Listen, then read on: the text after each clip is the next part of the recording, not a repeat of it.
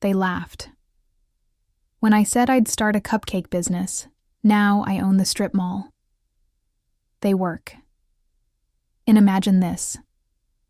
It's a crisp Tuesday morning, and I'm standing in my Armani suit outside the strip mall I now own, watching through the window as my former colleagues scramble to meet their monthly rent deadline. The same people who once mocked my silly little cupcake dreams are now begging my property manager for a payment extension. They thought they had crushed me 5 years ago. Little did they know, I was just getting started. And the main course of their downfall was about to be served. But before I get into that sweet ending, let me take you back to where this delicious tale of vindication really began. Welcome to Revenge Treats, where we serve up stories of ultimate payback. My name is Marlie Martinez.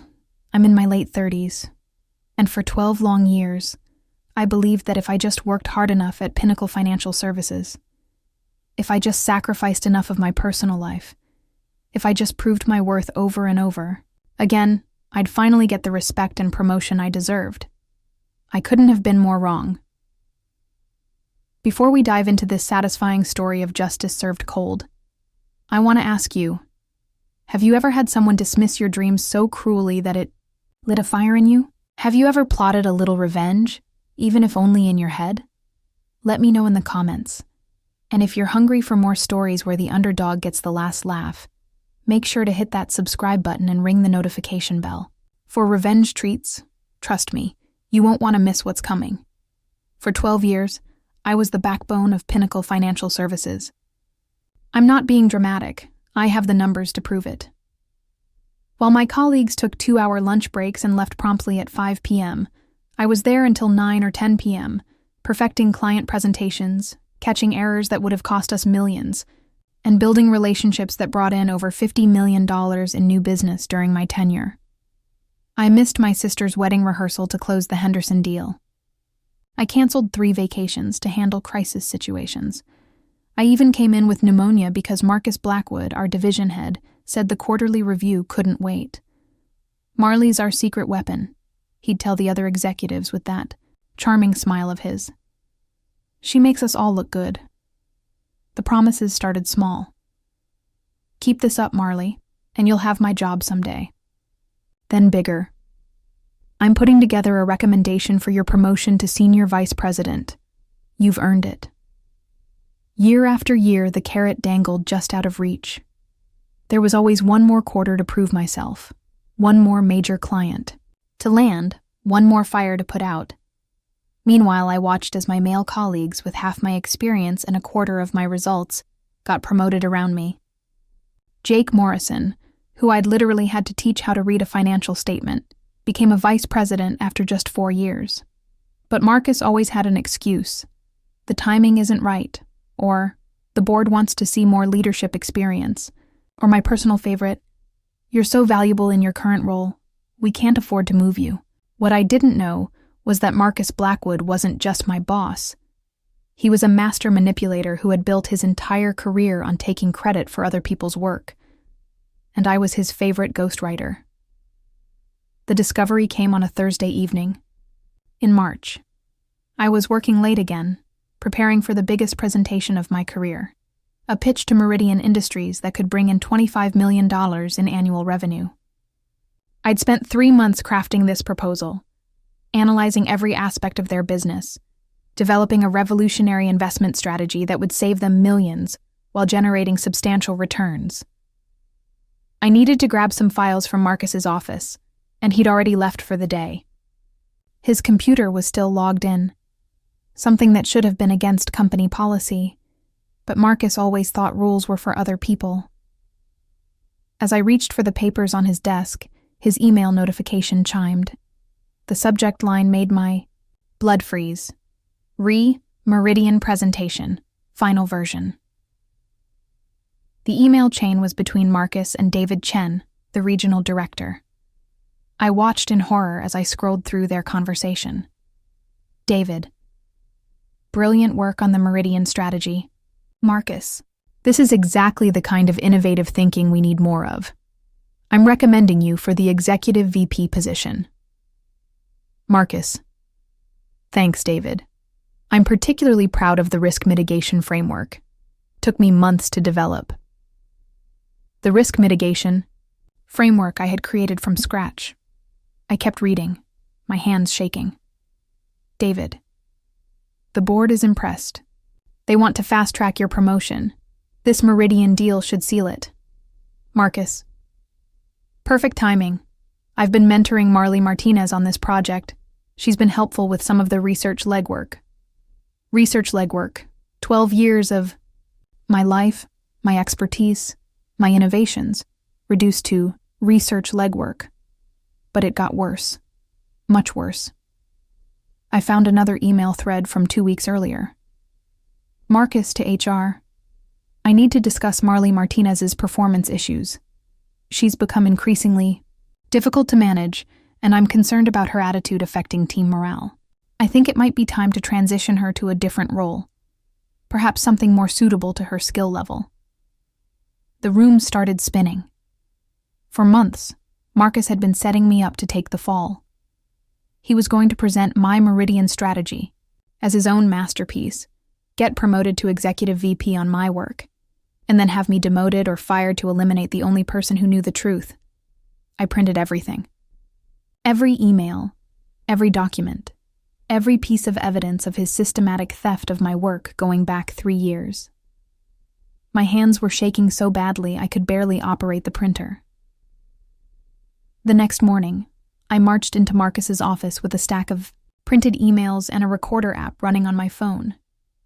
I was naive enough to think that confronting him with evidence would lead to some kind of justice, maybe even an apology. Marcus, we need to talk about the Meridian presentation, I said, closing his door behind me. He barely looked up from his computer. What about it? Everything's ready for Monday. This presentation that you're calling your innovative thinking, the one you're getting promoted for, is my work. All of it. Now I had his attention. He leaned back in his chair with that infuriating smirk I'd seen 1,000 times. Marlie, I think you're confused about your role in this project. Yes, you helped with some research, but the strategic vision, the frameworks, the client relationship, that's all me. I slapped the printed emails on his desk. Really? Because your own emails tell a different story. For just a moment, I saw panic flicker across his face. But Marcus Blackwood didn't get where he was by backing down when cornered. He got there by doubling down. You went through my private emails? His voice turned cold, dangerous. That's a serious violation of company policy, Marlie. I could have you fired for this. You stole my work. I mentored you. I guided this project. The fact that you think doing some research and grunt work makes you the mastermind here shows exactly why you'll never be management material. He stood up, straightening his tie. You're clearly having some kind of breakdown. Maybe you should take some time off to get your head straight. I felt the ground shifting beneath my feet. Marcus, please. I've given this company everything. I've given you everything. Don't do this. Marlie, he said, his voice now dripping with fake concern. I think this conversation shows that you're not handling the pressure well. Maybe it's time we discussed whether this role is really the right fit for you. That's when I realized the full scope of his manipulation. He wasn't just stealing credit. He was systematically destroying my credibility so that if I ever tried to speak up, I'd look like a disgruntled employee having a mental breakdown. I left his office in a daze, clutching my evidence that suddenly felt worthless. The weekend that followed was the darkest of my life.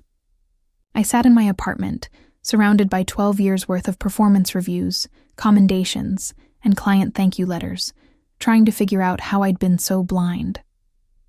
Marcus had been grooming me for this for years. Every late night, every missed personal event, every sacrifice I'd made. He'd positioned it as dedication when really, I was just making it easier for him to take credit. The worst part? He was about to get away with it.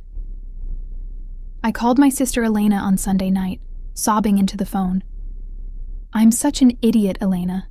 I gave him everything, and he's going to destroy me. Elena, who's never minced words in her life, was quiet for a long moment. Then she said, "Marlie, remember when we were kids and you wanted to enter the science fair with that volcano project? What does that have to do with anything? Mom said it was too ambitious, that you should do something simpler. Dad said girls weren't naturally good at science anyway. But you didn't listen. You spent 3 months perfecting that volcano, and when it erupted at the fair, it was so spectacular that the local news covered it." I was crying harder now. "That was different." "No, it wasn't. You've always been brilliant, Marlie. You've always been capable of more than people give you credit for. The problem isn't that you're not good enough. The problem is that you've been trying to prove yourself to people who were never going to recognize your worth." After we hung up, I sat staring at my laptop screen. That's when I remembered something I'd mentioned in passing during a team lunch 6 months earlier. Jake Morrison had been complaining about his student loans, and I'd jokingly said, "Maybe I should just quit and start a cupcake business. I make a mean red velvet." The table had erupted in laughter. Marcus had wiped tears from his eyes. "Oh, Marlie, that's adorable. You baking cupcakes for soccer moms. What's next? A little food truck?" "She'd probably try to franchise it," Jake had added. "Marlie's spectacular. Sweets. Coming to a strip mall near you." They'd laughed for 10 minutes. I'd laughed too, pretending it didn't sting. But here's what they didn't know. I wasn't joking. I'd been perfecting recipes since college, taking cake decorating classes. On weekends, even developing business plans for fun. My red velvet cupcakes had won 3 county fair competitions. My chocolate ganache was legendary among my friends. More importantly, I had something they didn't: $150,000 in savings from 12 years of working 70-hour weeks and barely having a social life, plus a $50,000 inheritance from my grandmother that I'd been too busy to spend. That Sunday night, as I sat surrounded by the wreckage of my corporate dreams, something shifted inside me. I wasn't going to fight Marcus for scraps of recognition in a company that would never value me. I was going to build something he could never take away from me. The revenge wouldn't be confronting him again, or going to HR with evidence they'd probably dismiss. The revenge would be succeeding so spectacularly that his betrayal would become the best thing that ever happened to me. While I was quietly planning my exit strategy, Marcus was riding high on his theft. The Meridian presentation was a massive success. Of course it was, since I'd spent 3 months perfecting it. He got his promotion to Executive VP, complete with a company-wide announcement praising his innovative strategic thinking and exceptional leadership. At the congratulatory happy hour, I watched from across the bar as he held court, regaling executives with stories about developing the Meridian strategy. He caught my eye once and raised his glass with a smug smile as if to say, "This is what winning looks like." Jake Morrison, now flush with his own recent promotion, found me at the bar. "You know, Marlie, you should really consider what Marcus said about finding a role that's a better fit. Maybe something in client services or—" He paused, grinning. "You could always start that cupcake business." The whole group burst into laughter again. "Marlie's spectacular sweets," someone called out. "She'll be the cupcake queen of the suburbs," another voice added. Marcus appeared beside us, putting a patronizing hand on my shoulder. "Marlie, you're a smart woman. You know your strengths. Not everyone's cut out for executive leadership, and there's no shame in that. Play to your strengths. Maybe something in hospitality or domestic arts." I smiled and nodded, playing the part of the defeated employee accepting her fate. "You know what, Marcus? You're absolutely right. I should play to my strengths." If they'd been paying attention, they might have noticed that my smile was a little too sharp, my agreement a little too easy. But they were too busy celebrating their victory to notice that I'd already started planning theirs. I gave my 2 weeks' notice the following Monday. Marcus accepted it with fake sympathy and real relief. "I think this is for the best, Marlie. You'll find something that makes you happy. What I found was freedom. I used my savings to lease a small storefront in an up-and-coming neighborhood 30 minutes from downtown. Sweet Marlie's Cupcake Co. Opened 6 months later with 12 signature flavors and a business plan that would have impressed the professors at Wharton. Here's what my former colleagues didn't understand about the food industry. Success isn't just about making good food. It's about understanding markets, managing supply chains, building brand loyalty, analyzing consumer behavior, and scaling operations efficiently. In other words, all the skills I'd honed during 12 years in corporate finance. Within 6 months, I had a line out the door every morning. My red velvet cupcakes were featured in the local food magazine. Corporate clients started ordering for meetings and events. I hired my first employee, then my second, then my third. By year 2, I had opened 3 locations and launched an online ordering system. My midnight chocolate therapy cupcakes became a viral sensation on social media. Food Network called, about featuring me on a show about rising entrepreneurs. But the real game changer came in year 3 when I started doing corporate catering. Companies throughout the city were hiring Sweet Marlies for everything from board meetings to client appreciation events. I was networking with CEOs, real estate developers, and investment firms, people who saw me as a successful business owner, not someone's undervalued assistant. That's how I met Robert Chen, a commercial real estate developer who happened to be David Chen's brother, David, the regional director who'd promoted Marcus. Small world, right? Robert was impressed by my business, acumen, and my expansion plans. You know, Marlie, I've got a strip mall property that might be perfect for your next location. Great foot traffic, excellent visibility, and the anchor tenant just renewed their lease, so the income is stable. The address he gave me made my heart skip a beat. It was the strip mall where Pinnacle Financial Services had relocated their satellite office, the one where Marcus now worked as the regional manager, having been transferred there after some personnel issues at the main office that I'd heard whispers about. What would you say to not just leasing space, but buying the entire property? Robert asked. I've been looking for the right investor, someone who understands both the business side and has the vision to really maximize the potential. I spent 3 weeks analyzing the financials. The strip mall was undervalued due to some previous mismanagement, but the fundamentals were solid. With my cupcake business now generating over $2 million annually across 5 locations, plus my still untouched inheritance and some creative financing, I could make it work. 2 months later, I became the owner of a $3.2 million commercial property. My tenant roster included a dry cleaner, a sandwich shop, a hair salon, a yoga studio, and in the largest unit at the end, Pinnacle Financial Services. It took 6 months for the news to trickle through the office gossip network, but when it did, it was delicious. I was in my original cupcake shop, training a new decorator, when my phone rang. The caller ID showed Jake Morrison's name, a number I hadn't seen in 3 years. Marlie? Jesus, I can't believe I'm calling you, but I had to ask. Is it true? Is what true, Jake? That you own our building now? I could hear voices. In the background, people talking over each other in what sounded like barely controlled panic. Oh, that. Yes, I purchased the Riverside Commons strip mall 6 months ago. It's been a great investment property. Why? Because Marcus is freaking out. He thinks you're going to evict us or jack up the rent or, I don't know. He's been pacing around here muttering about conflicts of interest and calling lawyers. I laughed, a genuine, delighted laugh. Jake, I'm a businesswoman, not a cartoon villain. As long as tenants pay their rent on time and maintain their spaces according to the lease agreements, I have no reason to make any changes. But you're not going to, raise the rent?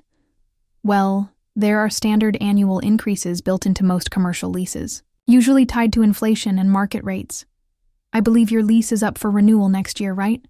My property manager will be in touch when it's time to discuss terms.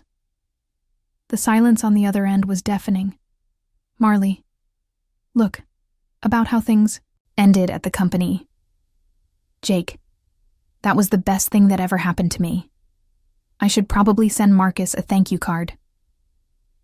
After I hung up, I poured myself a celebratory coffee and opened my laptop to check the strip mall's financials. Pinnacle Financial Services was paying $8,200 per month for their 2,400 square foot space, about $340 per square foot, which was roughly 30% below current market rates for comparable properties in the area. Their lease was indeed up for renewal in 8 months. I made a note to have my property manager send the standard renewal notice in 6 months, as required by law. The new rate would be $12,000 per month, still competitive for the area, but reflective of actual market value. The renewal notice was delivered on a Tuesday morning in October. By noon, my phone was ringing. Marlie Martinez, Property Management. This is Jennifer speaking. I need to speak to Marlie Martinez immediately. This is Marcus Blackwood from Pinnacle Financial Services. Jennifer, who I'd briefed on this situation, transferred the call to my cell phone. I was in my newest location, putting the finishing touches on a wedding cake order. Hello, Marcus. How can I help you? What the hell do you think you're doing? His voice was tight with rage. $12,000 a month? That's a 46% increase. Actually, it's a 46.3% increase, but who's counting? And it's still below market rate for comparable properties. I had 3 independent appraisals done to ensure fairness. This is retaliation, Marlie. Pure and simple. You can't use your position as a landlord to settle personal grudges. I set down my piping bag and gave him my full attention. Marcus, I want to be very clear about something. This rent increase has nothing to do with our previous working relationship. It's based entirely on current market rates, property improvements I've made, and standard business practices. If you think $12,000 is unreasonable, I encourage you to look at comparable properties in the area. We both know you're doing this to get back at me. Get back at you for what, Marcus? My voice was sweet as my red velvet frosting. For teaching me that I was settling for far less than I was worth? For showing me that I was capable of so much more than I'd ever imagined? For motivating me to start a business that's now worth more than your annual salary? Marlie. Or maybe you mean get back at you for the Meridian presentation. The one where you told everyone that my strategic framework was your innovative thinking? Because honestly, Marcus, that was the wake-up call I needed. So really, I owe you a debt of gratitude. I could hear him breathing heavily on the other end. The rent increase is non-negotiable and perfectly legal. However, if Pinnacle Financial would prefer to relocate, I completely understand. The lease expires in February, and I'm sure you can find something suitable elsewhere. I should mention that I've had several inquiries about that space. Apparently there's strong demand for quality commercial real estate in this area. You can't just kick us out. I'm not kicking anyone out. I'm offering to renew your lease at current market rates. Whether you accept that offer is entirely up to you and your company. The call ended with him slamming down the phone.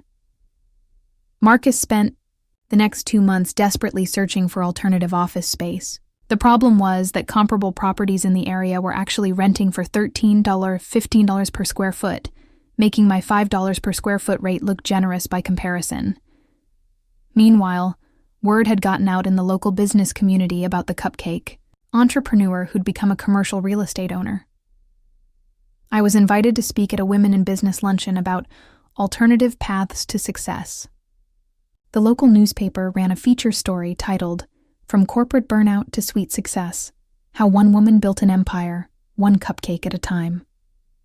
The article included a photo of me in my flagship bakery, wearing a chef's apron over a tailored blazer, surrounded by displays of my award-winning cupcakes. The caption read, "Marlie Martinez never planned to leave corporate finance, but sometimes the best revenge is living well." Pinnacle Financial Services ultimately renewed their lease. They didn't have a choice. They couldn't find anything comparable in their price range, and the cost of relocating would have been astronomical. But the sweetest victory came 6 months later. I was reviewing quarterly reports when my property manager called with interesting news. "Marlie, I just got a call from Pinnacle Financial. They want to expand their space and extend their lease through 2030. Apparently, their business has grown significantly, and they need additional square footage. What did you tell them? That I'd discuss it with the property owner. They're willing to pay premium rates for the additional space and guarantee the extended lease term. I thought about it for exactly 30 seconds. Set up a meeting. But make sure Marcus Blackwood is there. I want to handle this negotiation personally. We met in the conference room of my flagship bakery, neutral territory that also happened to showcase exactly how successful my silly little cupcake business had become. Marcus arrived with David Chen and a lawyer. I came with my property manager, my business attorney, and a plate of my signature chocolate therapy cupcakes. Marcus looked older, grayer, and significantly less confident than the man who'd stolen my work 4 years earlier. David Chen, on the other hand, seemed genuinely impressed by the bakery. Ms. Martinez, David began, we appreciate you taking this meeting. As you know, our business has grown substantially, and we need to expand our current footprint. I'm glad to hear Pinnacle is doing well, I replied. Success is always something to celebrate. Marcus shifted uncomfortably in his seat. We're prepared to offer above market rates for additional space and guarantee a 7-year lease extension at fixed rates, David continued. I opened the folder in front of me, which contained not just their lease proposal, but also recent financial reports showing exactly how well my various businesses were performing. Your offer is interesting, I said, but I need to consider whether expanding your footprint aligns with my long-term vision for the property. What do you mean? Marcus spoke for the first time, his voice tight. I looked directly at him. Well, Marcus, I've been thinking about diversifying my business portfolio. I'm considering opening a business consulting firm, helping companies develop innovative strategies and frameworks. I've learned quite a bit about strategic thinking over the years. The color drained from his face. I could easily convert part of the space into executive offices and conference rooms. Corporate consulting is very lucrative, and I already have some potential clients interested. David leaned forward. Ms. Martinez, what would it take to make this expansion work for everyone? I pretended to consider this carefully. 7-year lease, fixed rates, but at $15 per square foot for the new space. The existing space can remain at current rates through 2027, then adjust to market rate. That's quite high, David said. It's competitive for premium commercial space with a committed, successful landlord. Plus, I'm offering you the stability of a long-term fixed rate rather than annual adjustments. Marcus looked like he wanted to object, but David was already running numbers on his phone. We'll need a few days to consider, of course, but I should mention that I have another potential tenant interested in the space, a wealth management firm that's looking for exactly this type of setup. They're offering $16 per square foot and a 10-year commitment. It wasn't true, but it wasn't exactly a lie either. I'd had some informal inquiries. David nodded slowly. We'll have an answer by Friday. As they were leaving, Marcus lingered behind while David stepped outside to take a call. Marlie, he said quietly, I know you think I wronged you, but I held up a hand to stop him. Marcus, I don't think you wronged me. I know you did. But here's the thing. I'm grateful. Your betrayal taught me something invaluable about my own worth and capabilities. I stood up, smoothing my blazer. You took credit for one presentation. I built a multi-million-dollar empire. You got a promotion that lasted 2 years before corporate politics caught up with you. I became my own boss and never have to worry about someone else's opinion of my value. I walked to the window overlooking my bustling bakery, where employees I'd hired and trained were serving customers who came specifically for products I'd created. So thank you, Marcus. Thank you for showing me that I was thinking too small. Thank you for proving that I couldn't trust other people to recognize my worth. I had to create my own opportunities. I turned back to face him. And thank you for giving me the chance to become your landlord. It's been very educational. He left without another word. Pinnacle Financial Services accepted my lease terms the following Friday. 5 years later, I own 4 commercial properties, 7 Sweet Marlie's Cupcake Cumber locations, and have just launched that business consulting firm I'd mentioned. My specialty? Helping talented employees recognize when they're being undervalued and develop strategies to build their own success. Marcus is still working at Pinnacle Financial Services, still renting space from me, and based on what I hear through the local business network, still taking credit for other people's work. Some people never learn, but here's what I learned. The best revenge isn't destroying someone else. It's building something so spectacular that their attempt to destroy you becomes irrelevant. Jake Morrison reached out to me last year about helping his daughter start a small business. During our coffee meeting, he brought up the old days at Pinnacle. You know, Marlie, I always wondered why you stayed as long as you did. It was obvious Marcus was holding you back. Was it obvious? I asked. To everyone except you, apparently. We all knew you were the real brains behind most of his successes. I almost choked on my latte. Then, why didn't anyone say anything? Jake shrugged uncomfortably. Politics, I guess. Marcus was the boss, and, well, it wasn't our place. It wasn't their place. 12 years of my life, and it wasn't their place to speak up when they watched someone steal my work and sabotage my career. Jake, I said, that's exactly why I needed to leave. A place where talent is invisible and theft is acceptable isn't a place where I could ever truly succeed. These days, I wake up excited about my work. I'm developing new cupcake flavors, expanding into corporate catering, mentoring young entrepreneurs, and yes, collecting rent from my former colleagues.